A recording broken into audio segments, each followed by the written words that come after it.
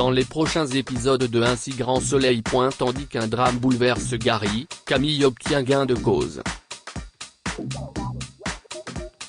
En parallèle, Marc et Myriam se lancent dans un nouveau projet, Jacques Moore est cambriolé et Hakim et Noémie se rapprochent. Attention, les paragraphes qui suivent contiennent des spoilers sur les 7 épisodes d'Un si grand soleil diffusés demain soir sur France 2 à l'occasion d'une soirée spéciale. Si vous ne voulez rien savoir, ne lisez pas ce qui suit. Mercredi 27 juillet dans Un si grand soleil. Un drame bouleverse Gary au petit matin, Enzo rentre chez lui et s'attire les foudres de son père qui sait désormais qu'il sort avec Aurore. Agacé, le jeune homme lui fait alors remarquer qu'il est libre de faire ce qu'il veut. Florent rencontre ensuite Verneuil au parloir, lequel lui raconte comment il est tombé dans le trafic de drogue. Après la mort de sa femme, il a sombré dans la dépression. Comme sa boîte allait mal, il a fini par accepter le plan de son chauffeur pour faire passer de la marchandise avec ses camions. Une entrée d'argent régulière qu'il n'a pas pu refuser. S'il jure qu'il ne lui cache plus rien, Verneuil ment pourtant à son avocat en affirmant qu'Aurore n'est pas mêlée à cette histoire. Finalement, Florent accepte d'assurer à nouveau sa défense à condition toutefois qu'il dise tout à la juge. La police scientifique a quant à elle relevé des traces de poudre sur la moto de Samuel, le complice de Pilar. Ce dernier est donc interpellé. Au cours de son interrogatoire, il nie toute implication dans la tentative d'assassinat de Carole Martinez. La police tente bien de le pousser à révéler où se trouve Pilar mais Samuel prétend qu'il n'en sait rien.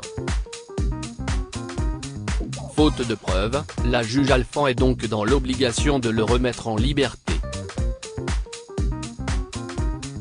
En réalité, Cécile et le commissaire Becker ont cependant imaginé un plan, laisser Samuel en liberté et le prendre en filature dans l'espoir de coincer Pilar. C'est en effet le seul moyen pour eux de faire le lien entre cette affaire et les trafiquants espagnols. Malheureusement, les enquêteurs vont rapidement perdre sa trace. Au camping, Carole panique à l'idée d'être seule et rejoint Gary dans son bungalow. Ne supportant plus la situation, elle lui raconte son histoire. Même s'il était au courant pour le programme de protection des témoins, le père d'Inès ignorait en revanche qu'elle était en danger de mort. Après que Gary lui a promis de tout faire pour la protéger, ils s'embrassent passionnément. Une fois qu'ils ont partagé un moment intime, Carole et Gary ne se lâchent plus et passent beaucoup de temps ensemble. Il faut dire que Carole se sent bien et a retrouvé le sourire dans ses bras. Malgré tout, elle craint de le mettre en danger et envisage dès lors de mettre un terme à leur histoire pour le protéger. Toutefois, Gary refuse car il trouve merveilleux ce qui leur arrive. Pendant ce temps, Pilar prend des risques et retrouve Aurore en bas de chez elle.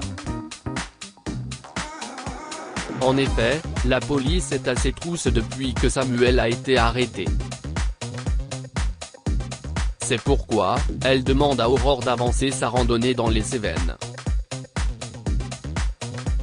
Aurore n'aura pas beaucoup de mal à convaincre Enzo de prendre la route le soir même pour leur escapade en amoureux. Pour leur première journée de randonnée, Aurore et Enzo ont décidé de se couper du monde en laissant leur téléphone portable dans la voiture.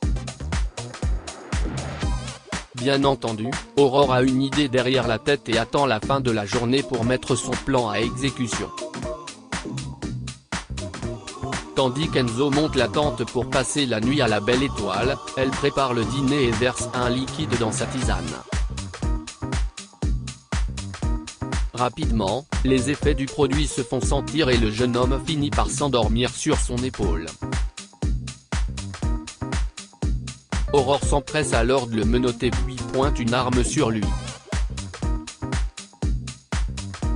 Le jour suivant, Florent consulte ses mails et découvre avec stupeur une vidéo dans laquelle Enzo est menotté avec une arme sur la tempe. Les ravisseurs lui accordent désormais 48 heures pour leur dire où est Carole Martinez, sans quoi Enzo perdra la vie.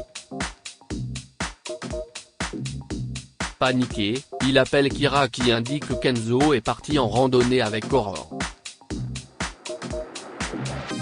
Sans attendre, l'avocat se rend au parloir pour rencontrer Verneuil. En effet, Florent a très bien compris qu'Aurore a utilisé son fils pour faire pression sur lui afin qu'ils éliminent le dernier témoin à charge. Comme la juge Alphand est la seule à savoir où est cachée Carole, l'avocat supplie son client de libérer Enzo. Malheureusement, Philippe ne peut rien faire et précise que les personnes qui sont derrière tout ça sont très dangereuses. Aussi pousse-t-il son avocat à fournir les informations réclamées sans quoi il ne reverra plus jamais Enzo. De son côté, Enzo se réveille sans se douter que sa petite amie a mis en scène son enlèvement et le couple passe ensuite la journée à marcher avant de s'arrêter pour la nuit. Lorsqu'Enzo est paisiblement endormi, Aurore récupère son téléphone et reçoit un message de Florent qui la prie de ne pas faire de mal à son fils car il va accéder à sa requête. Florent a un plan pour faire sortir Carole Martinez de sa cachette et le seul moyen est d'obtenir un entretien avec la juge en charge du dossier. Il entend donc apporter à Cécile un faux témoignage afin qu'elle ait suffisamment de doutes pour organiser une nouvelle confrontation. Une fois que Carole sera au palais de justice, les complices de Verneuil n'auront qu'à faire le sale boulot. Et il ne faudra pas bien longtemps pour que la juge Alphand organise une confrontation. Comme Carole est stressée à l'idée de se rendre au tribunal, Gary tente de la réconforter et promet de l'attendre avec un bon repas à son retour. Quelque peu rassurée, elle se dirige sur place accompagnée de Bourdet. Au cours de la confrontation, Verneuil raconte avoir vu son chauffeur se disputer avec un Espagnol sur le parking. Une altercation qui aurait poussé Carole à intervenir. Seulement, celle-ci assure qu'elle n'a jamais assisté à cette dispute. Face à cette manœuvre désespérée de Verneuil pour échapper aux charges qui pèsent sur lui, Cécile met un terme à la confrontation. Peu après, Carole quitte le tribunal en compagnie de Bourdet. De leur côté, Pilar et Samuel les prennent en chasse et attendent que Bourdet s'arrête à un passage à niveau pour tirer à plusieurs reprises sur le véhicule. Très vite, les secours sont dépêchés sur place. Si Bourdet est blessé au bras, Carole n'a quant à elle pas survécu et est transportée dans une housse mortuaire. En parallèle, Gary est inquiet car il n'a pas eu de nouvelles de Carole depuis son départ pour le tribunal.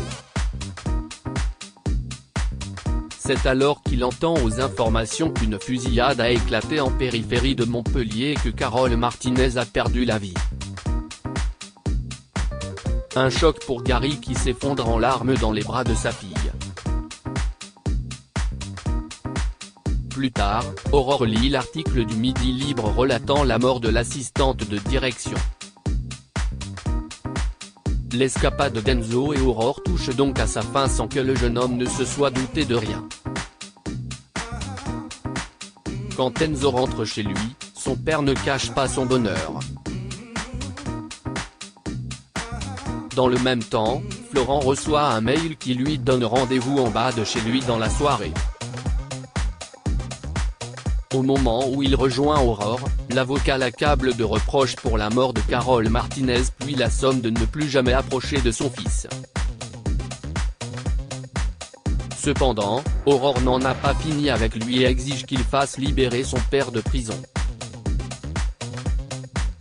Camille obtient gain de cause le 16 le jour de l'oral de français et Camille est toujours remontée contre ses parents qui refusent de la laisser partir en Corée.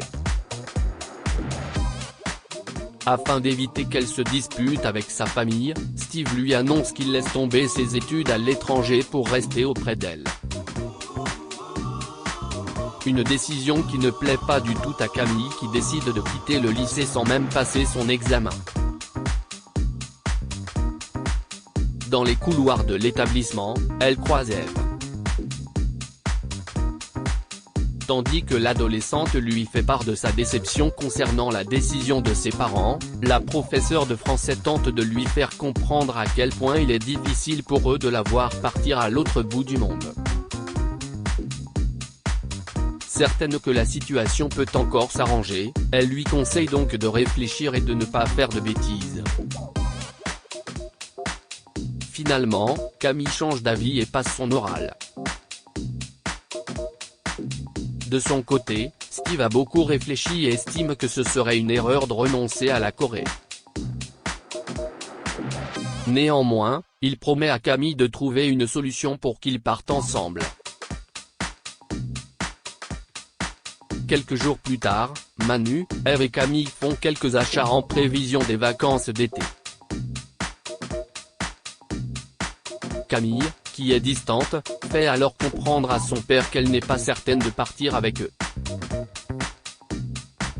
Dans la mesure où le ton monte, Camille coupe court à la conversation et part voir Steve. Pour sa part, Eve saute sur l'occasion pour tenter de convaincre son compagnon de laisser sa fille aller à Séoul. Selon elle, lui et Laetitia risquent de la perdre en s'obstinant à la retenir. Très ému, Manu lui confie sa crainte de ne plus jamais revoir Camille si elle venait à partir. Eve a beau certifier qu'elle ne disparaîtra jamais de sa vie, le policier ne se sent pas prêt à la laisser partir.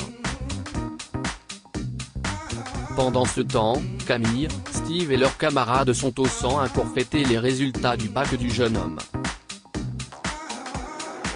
Au cours de la conversation, la fille Léonie raconte à ses amis que ses parents excluent toujours de la laisser partir. Malgré tout, elle est persuadée de parvenir à ses fins à l'usure. Mal à l'aise, Steve prétexte une course à faire pour filer au commissariat et avoir une discussion franche avec Manu. Sans tourner autour du pot, il garantit qu'il part en Corée pour étudier et non pour s'amuser.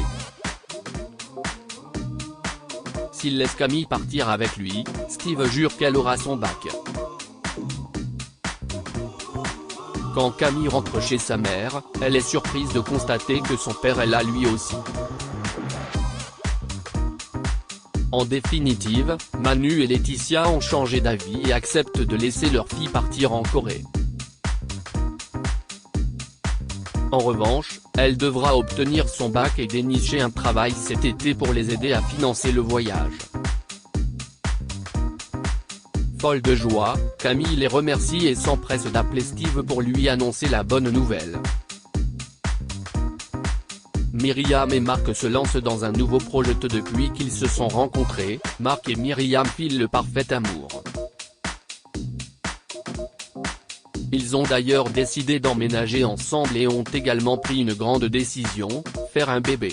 Myriam préférerait attendre de tomber enceinte avant de le dire à Louis mais ce dernier, qui est loin d'être dupe, a rapidement compris leur futur projet. Peu après, Myriam met clair dans la confidence et précise qu'elle met toutes les chances de son côté pour tomber enceinte le plus rapidement possible. À tel point qu'elle a même téléchargé une application qui lui dit quand faire l'amour. De son côté, Louis apprend à sa mère que son père et Myriam ont l'intention de s'installer ensemble. Bien qu'elle ait gardé de très bons rapports avec son ex-mari, Léonore n'est pas pour autant ravie de cette nouvelle. Lorsqu'elle croise Marc quelques jours plus tard, elle fait cependant bonne figure devant lui. Jacques Moore est cambriolé après sa rupture avec Ludo. Jade a dépensé beaucoup d'argent pour noyer son chagrin. Et le retour d'Alban pourrait bien lui donner des idées pour renflouer les caisses. Quand il lui propose de reprendre les affaires, elle accepte sans hésiter. Dans le même temps, la police est toujours déterminée à coincer Alban et sa complice. Élise et Hakim reprennent alors les recherches et créent des alertes sur les sites d'emploi à domicile. À chaque fois qu'un nouveau profil sera créé, ils seront ainsi prévenus.